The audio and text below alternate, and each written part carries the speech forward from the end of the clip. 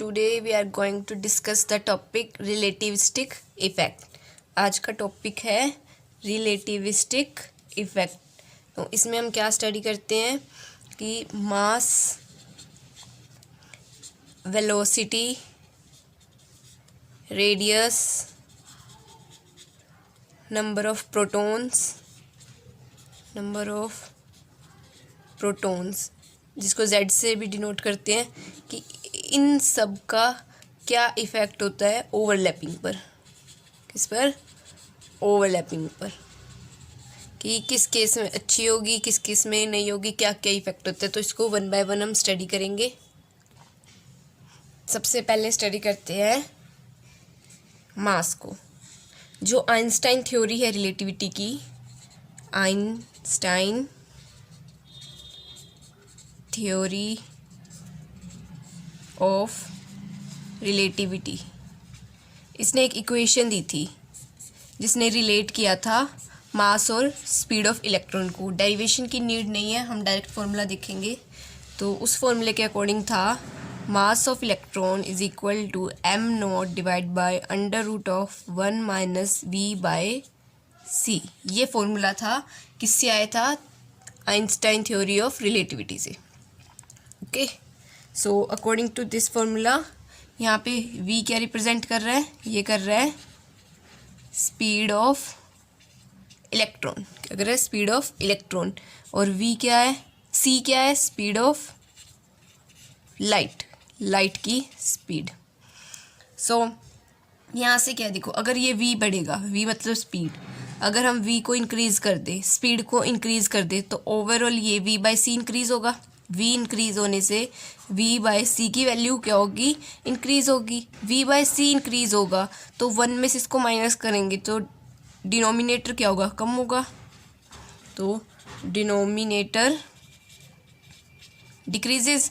अब डिनोमिनेटर की value decrease होगी तो m क्या होगा? मास इंक्रीज़ होगा। इन्वर्सली प्रोपोर्शनल है ना मास डिनोमिनेटर के।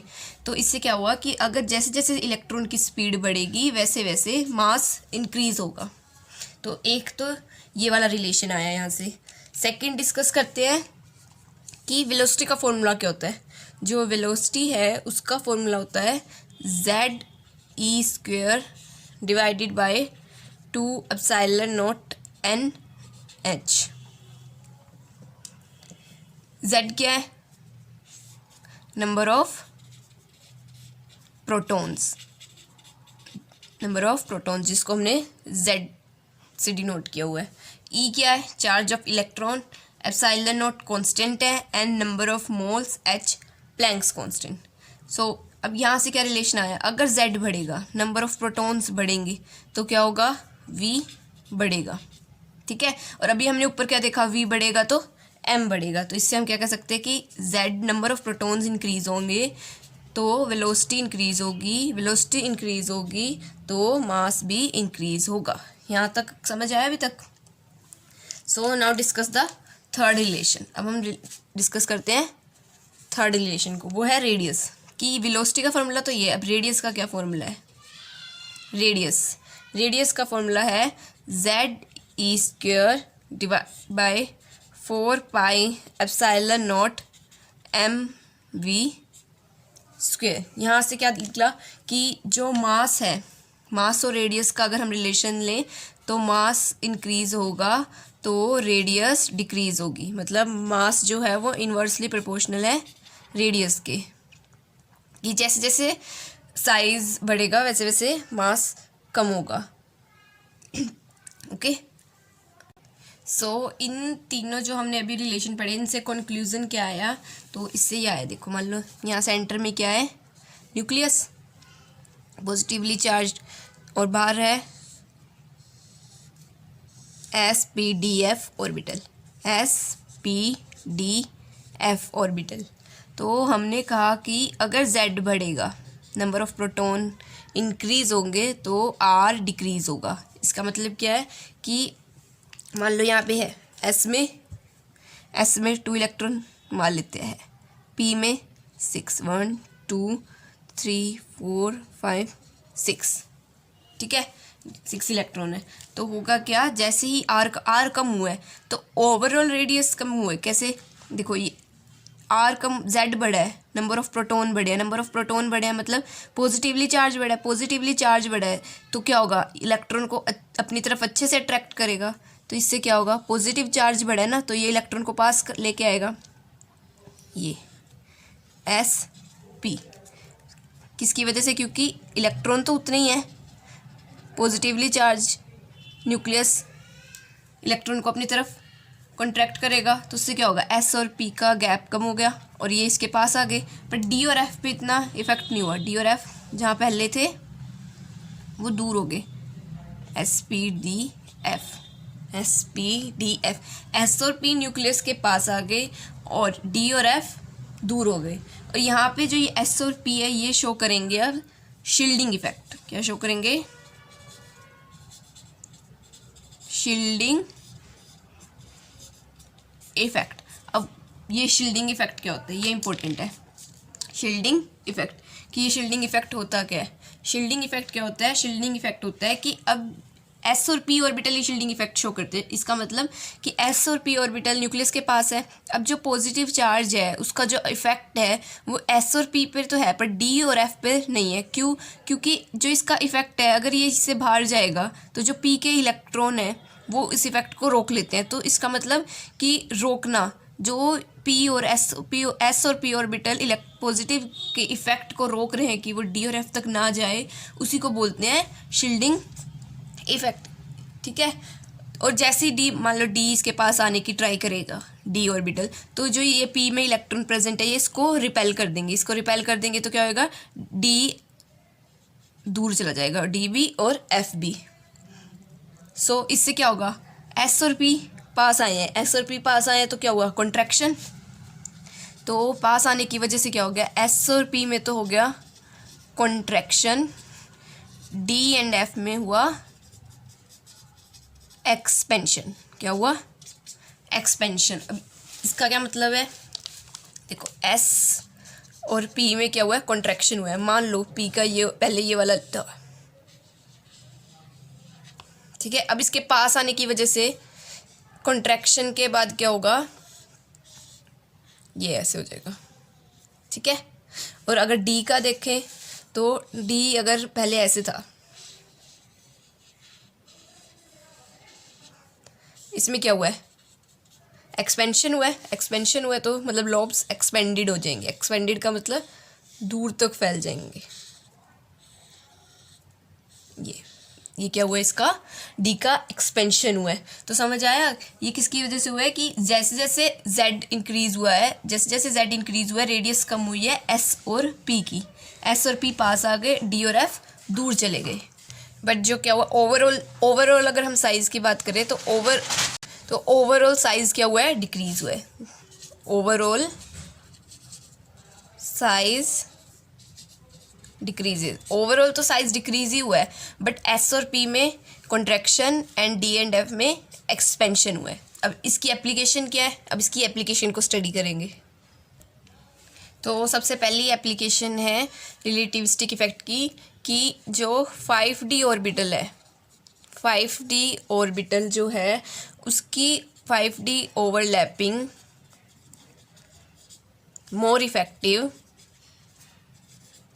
more effective as compared to 4D and 3D। इसका क्या मतलब हुआ कि एक अगर 5D ओवरलैपिंग है और 4D 3D, तो अगर हम बात करेंगे ओवरलैपिंग इफेक्टिव कौन सी होगी, तो ये ऑर्डर रहेगा। ये बॉन्ड स्ट्रेंथ का भी, अगर एक 5D ओवरलैपिंग से बॉन्ड बना है, एक 4D ओवरलैपिंग से बॉन्ड बना है, तो बॉन्ड स्ट्रेंथ का भी यही ऑर्डर रहेगा। इसका रीज़न क्या है कि हमने पढ़ा डी जो है वो एक्सपेंड होता है, जितना ज़्यादा एक्सपेंड होगा उतनी ही अच्छी क्या होगी, उसमें ओवरलैपिंग होगी। सो डाउन द ग्रुप जैसे जैसे नीचे जाएंगे तो फिलिंग ऐसे होगी ना, पहले 3D फिर 4D फिर 5D, तो क्या होगा, बॉन्ड स्ट्रेंथ इंक्रीज होगी। क्या होगी, बॉन्ड स्ट्रेंथ इंक्रीज होगी। इसके एग्जांपल, अगर हम एग्जांपल की बात करें, एक है Re2Cl8 नेगेटिव, एक है MO2Cl8 नेगेटिव। तो इसके अंदर क्या है, देखो इसके अंदर Re है, इसके बीच में है 4 बॉन्ड, MO कितने बॉन्ड है, 4 बॉन्ड है।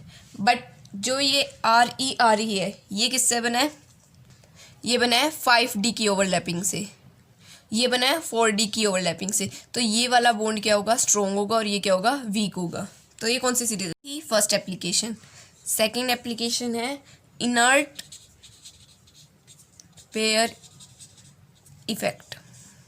क्या है, इनर्ट पेयर इफेक्ट। इसमें क्या होता है ये कहते हैं कि रिलेटिविस्टिक इफेक्ट की वजह से जो s ऑर्बिटल है उसके इलेक्ट्रॉन वो अवेलेबल नहीं होते, किसके लिए, कि हम उसको इजीली बाहर निकाल सके, टू टेक आउट, कि हम उसको बाहर निकाल लें। ऐसा क्यों है, क्योंकि हमने देखा रिलेटिविस्टिक इफेक्ट की वजह से क्या हुआ है, अगर यहाँ पे पॉजिटिव चार्ज है तो s ऑर्बिटल के जो इलेक्ट्रॉन है बिल्कुल इसके पास है, तो इनको बाहर निकालना क्या होगा, मुश्किल होगा। तो इसी को बोलते हैं इनर्ट पेयर इफेक्ट। जैसे अब बोरोन वाली सीरीज कंसीडर करो, एल्यूमिनियम, इंडियम, थैलियम, ठीक है। जैसे जैसे हम नीचे जाएंगे, जो जैसे हम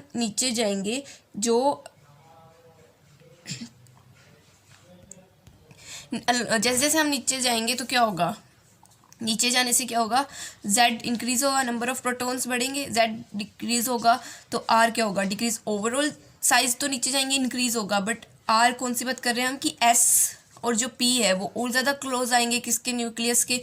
तो बोरोन के केस में तो s वाले इलेक्ट्रॉन निकालना पॉसिबल है, बट Th के केस में नहीं पॉसिबल। तो ऊपर से अगर हम स्टार्ट करें तो यहाँ होती है +3 ऑक्सीडेशन स्टेट स्टेबल, यहाँ आती है +1। इसकी आउटर मोस्ट इलेक्ट्रॉनिक कन्फिग्रेशन क्या होती है, 1s2 2s2 2p1। तो सब में यही होगी s2p1, इसमें भी s2p1 s2p1 s2p1 s2p1, क्योंकि सारे p ब्लॉक के है ना। तो क्या होगा, इसके अंदर से तो ये s के 2 और एक ये p का 1 ये निकालना आसान है। तो क्या होगा, +3 स्टेबल होगी oxidation state, +3 oxidation state stable है।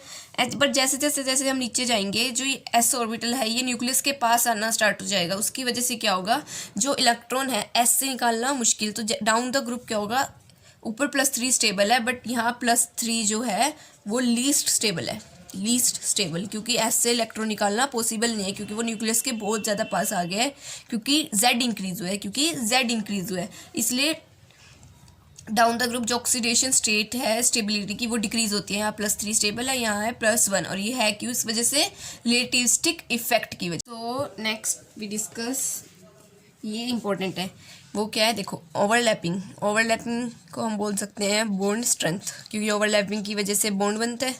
तो बॉन्ड स्ट्रेंथ ये इन्वर्सली प्रोपोर्शनल होता है किसके, n। यहाँ पे n क्या है, principal quantum number, principal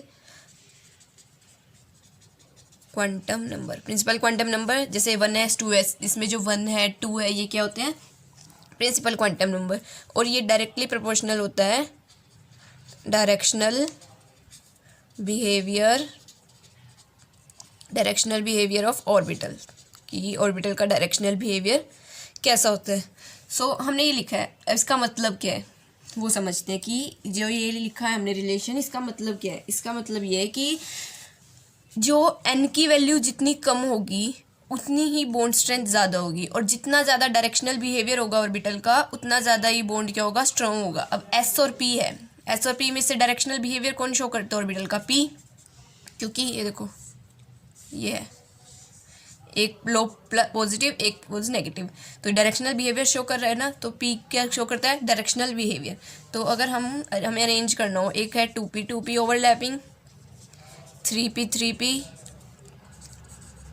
4p and so on, मतलब ऐसे 5p 5p 6p 6p। अगर इसको अरेंज करना है बॉन्ड स्ट्रेंथ के ऑर्डर में तो क्या होगा ये कि 2p ओवरलैपिंग का बॉन्ड जो होगा वो स्ट्रॉन्ग होगा एज कम्पेयर टू 3p क्योंकि यहाँ पे n की वैल्यू क्या है, कम। यहाँ क्या है, n की वैल्यू हमने कंसीडर की है। तो हमने देखा था ना, n की वैल्यू जितनी कम होगी उतना ज़्यादा बॉन्ड स्ट्रॉन्ग होगा। तो n की वैल्यू यहाँ 2 है, यहाँ 3, यहाँ 4। तो जितनी कम n की वैल्यू उतना स्ट्रॉन्ग बॉन्ड।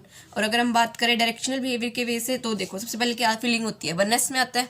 तो 1s 2p 2s 2p 2s ऐसे ही और होंगी 3s 3p 3p।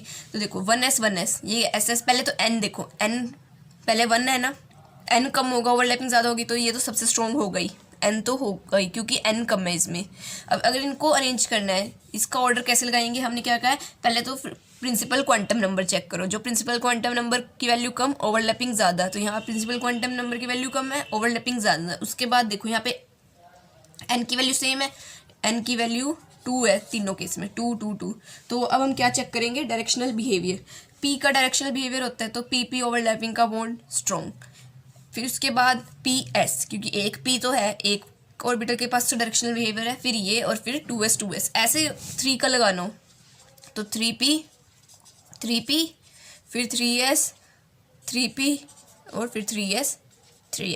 ये किसकी एप्लीकेशन थी, ये भी थी रिलेटिव स्टिक की एप्लीकेशन। अब इसको ड्रॉ करना हो, जैसे एस ओवरलैपिंग कैसे होगी, ये है एस ओवरलैपिंग। sp ओवरलैपिंग कैसे होगी, ये है sp ओवरलैपिंग। और pp ओवरलैपिंग कैसे होगी, देखो ये है ss sp pp। तो इसका डायरेक्शनल बिहेवियर ज़्यादा है, फिर ये और फिर ये।